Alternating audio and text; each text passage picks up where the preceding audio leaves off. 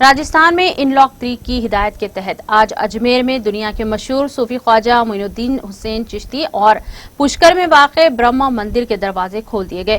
عالمی وبا کورونا کی وجہ سے تقریباً 75 دنوں سے بند درگاہ اجمیر اور برہما مندر کھول دیے گئے۔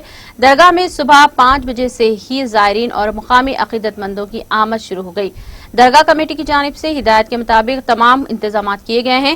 درگاہ ناظم سبکدوش IAS آفیسر اشفاق حسین نے بتایا کہ درگاہ کے مرکزی نظام گیٹ کے علاوہ سبھی 5 داخلی دروازوں کو کھول دیا گیا ہے اور ہدایت کے مطابق درگاہ میں داخل ہونے والے زائرین کو جانچ، سینیٹائز کرنے اور معاشرتی فاصلے کے ساتھ داخل کیا جا رہا ہے۔